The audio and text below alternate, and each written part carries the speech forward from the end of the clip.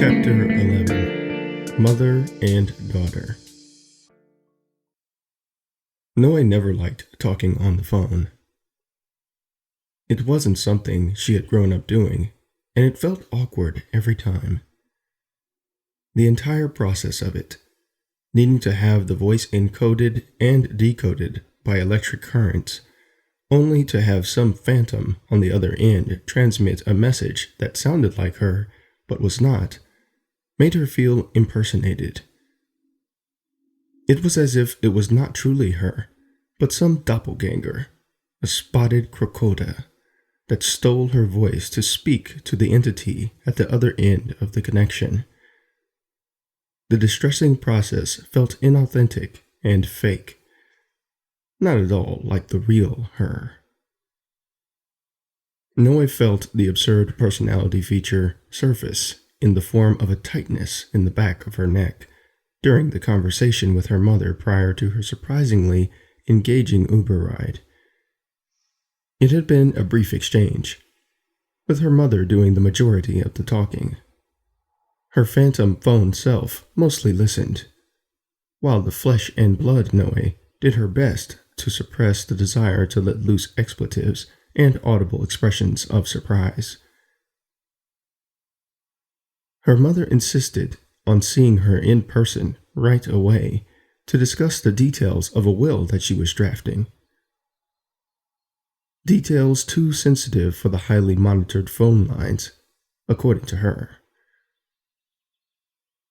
She had always been an anxious and neurotic woman, her mother, but this new attempt at communication was a new low. If it was true. She sounded terrified. Noe went through every possible source of the cause of the genuine fear she heard in her mom's voice over and over again, but she couldn't come up with anything. Her efforts to block anything related to that woman out of her thinking brain had been too efficient over the years. But some instinct deep inside would not allow her to stay away this time. Her mind wouldn't be at peace unless she knew what it was. Noe agreed to see her through a combination of single words and vocal acknowledgments. It had been difficult not to let the old wounds open, to cover the cauldron of rage, anger, and sadness that had churned into an ungodly mutation over the years. But she managed it. Noe inhaled a deep breath while standing at the base of the hill in front of an imposing black iron gate that led to the smooth extended driveway up to her mom's house. As she exhaled, her mind continued to roll with possible explanations for her mother's pressing urgency to see her besides the will. She found none. The sound of several clicks, accompanied by metallic grinding, refocused her attention as the large gate began to slide open. Her mother must have noticed her on the security cameras and opened the gate remotely. The path was wide enough for a vehicle as large as a tank to pass through and, if given clearance, to reach the front door of the house. A scenario Noe had fantasized about more than a time or two. Presently, the thought brought a devilish grin to her lips as she marched toward the house. She felt as if she were climbing the stairs to Dracula's castle, like in the old Castlevania games. The thought, along with her burning legs and climbing heart rate, spurred her body into a state of physical preparedness. Her vision and spatial awareness were heightened, her muscles primed, as if she were about to begin a live combat military exercise. Always good to be ready when dealing with Mom. She quickened her pace to intensify the feeling. After a minute more of climbing, she reached the large circular driveway in front of the house. Landscaped and well-manicured bushes symmetrically placed around the perimeter stood like vigilant sentries around her. They provided a sharp contrast to the shaggy coyote bushes and Oregon ash trees that surrounded the property. A set of thick decorative oak doors were neatly framed by majestic marble pillars and gave the property a hint of royalty in what would have been otherwise a standard mansion. At least, that's how Noe saw it. Ever the queen. She rolled her eyes at the pretentious facade, then extended her finger to press the doorbell. The hulking door to her right opened slowly, and a small woman peered out. Her bead-like brown eyes scrutinized the space around her houseguest, shifted from right to left, examining the environment. Sensing no sign of immediate danger, they settled on Noe. "Mom, it's just me. Will you open the door? It's hot out here," Noe said, with irritation in her voice. Her mother's excessive security procedure always took too long and was completely ineffective. "Check before you open the door, Mom." When she finally opened the door completely, Noe performed a perfunctory scan of her person, searching for any obvious signs of distress. Upon inspection, nothing seemed troubling about her mother's appearance. She looked, more or less, like she always did. She wore a dark blue dress, with pink plumeria scattered around the design. Noe noticed, though she did not want to, her ample bosom resting on her slightly bulging belly, her cleavage on display for all to see, as usual. Her hair was black and thick, with a strategically undyed ring of gray forming an arch just above her forehead. From a distance, it might have appeared as a silver tiara, but up close, it just looked like a half-assed dye job. For all of her frustration with her mother, Noe had to admit that she had aged well. The skin of her face had, for the most part, resisted gravity and appeared soft to the touch. Outside of expected creases at the lips and forehead, she had few wrinkles, though Noe was not sure if this was genetic, proficient use of cosmetics, or because her mother rarely smiled or laughed. Her expression was eternally stuck between a resting bitch face and the scowl of a disapproving and/or angry mother. Noe never knew her to be fun or jovial in any way. A genetic trait she herself had surely inherited. From the doorway, Lili regarded Noe, performing a similar evaluation. She was thin. Not eating enough. Her skin was dry, even with a film of sweat on her face. Not drinking enough water and/or too much booze. She looked tired and overworked. Not enough sleep or sex. She was alone. No ring on her finger.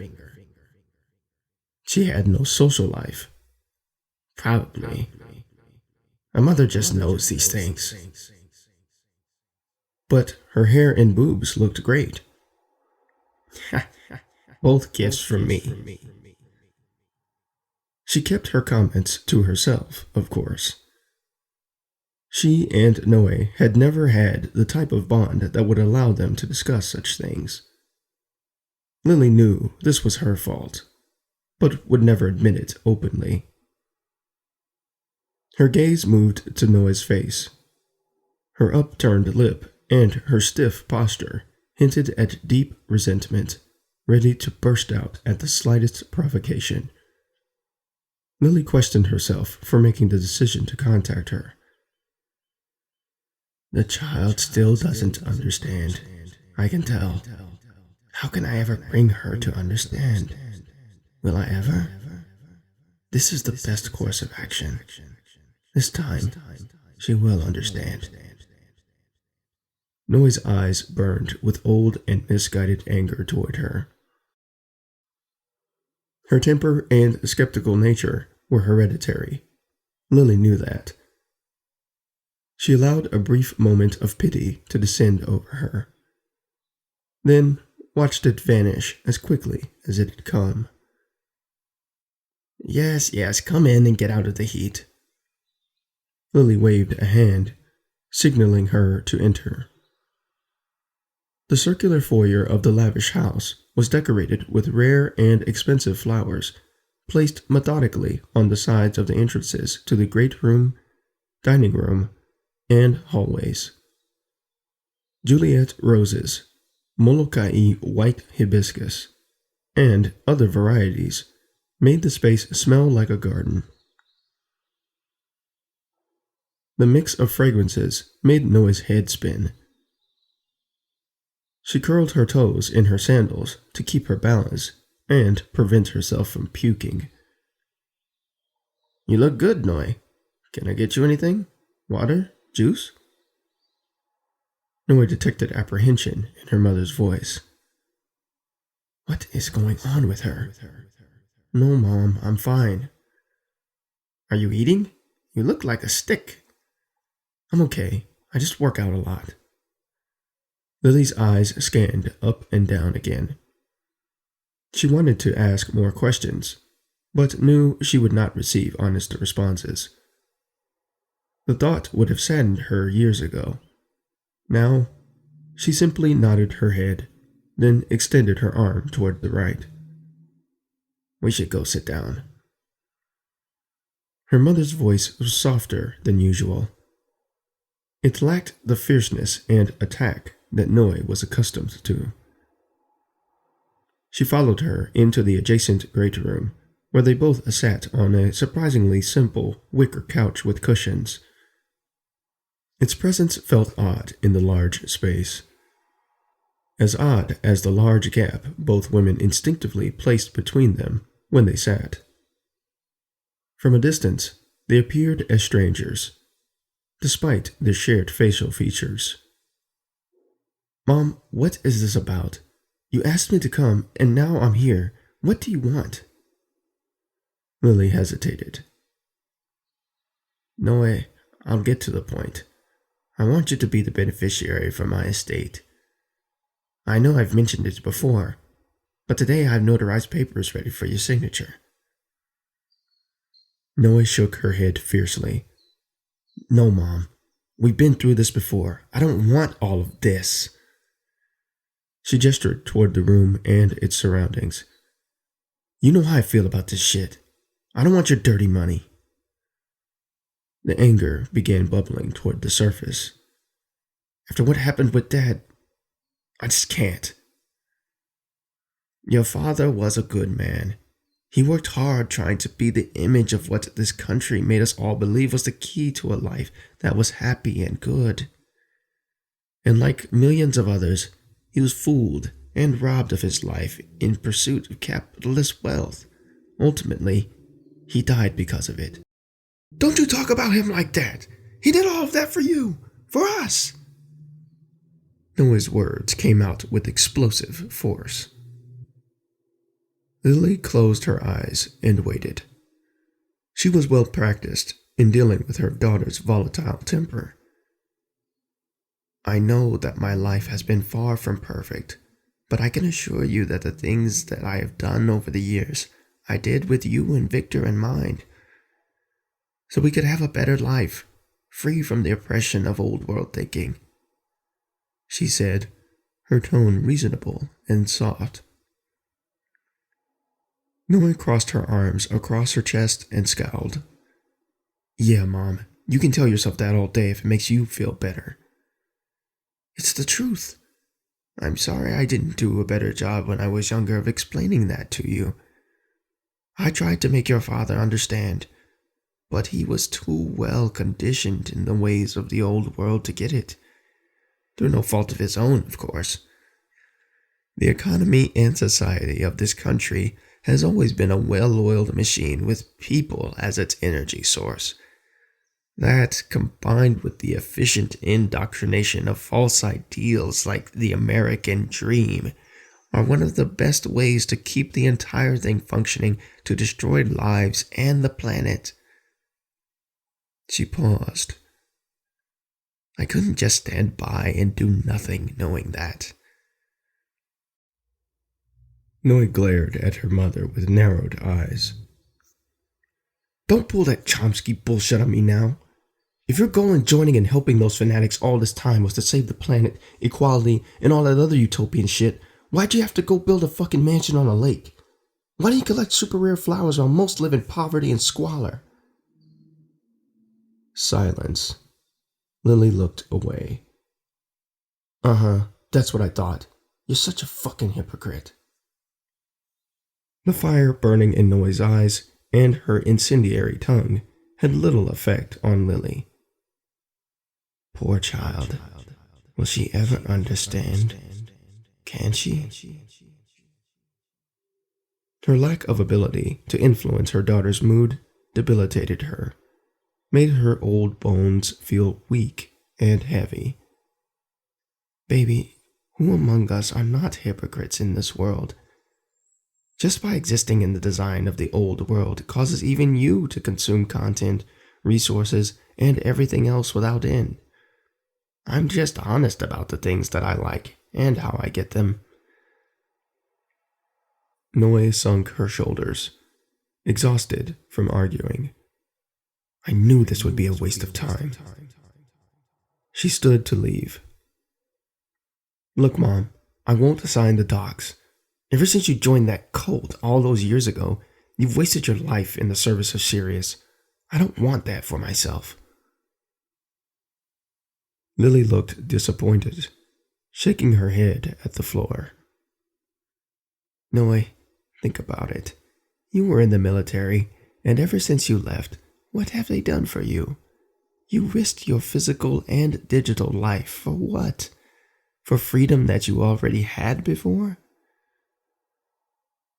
Noi turned to face her, stung by the truth of her words. Lili continued. Cereus offered a solution to the widespread economic inequality, waste, and environmental destruction that was the norm in the old world. Trust me, I know it has its flaws, and is an imperfect solution for an imperfect world, but it's better than where we were headed as a species before it was created. She could see the conflict and doubt on her daughter's face. How to make her understand. Noi, I want you to take this. She produced a faded business card from a small pocket stitched into her dress and handed it to her. Noi received, then read the card with suspicious eyes. It was jet black in color, with gold embossed lettering. She ran her finger over the name, Rodan Mitchell. Who is this? Printed a space above the name in brie serif font was Cereus and a phone number. The card contained a gold crescent moon with a single arrow piercing through its center on the upper left-hand side. The figure was rotated at a 45-degree angle, appearing star-like, floating on the black surface of the small business card. Noi shuddered upon recognizing Cereus's logo. She had grown up seeing the symbol on her mother's mail, and had associated it with bad news for as long as she could remember. What's this for? He's an associate of mine that you need to contact as soon as possible. And why should I contact him?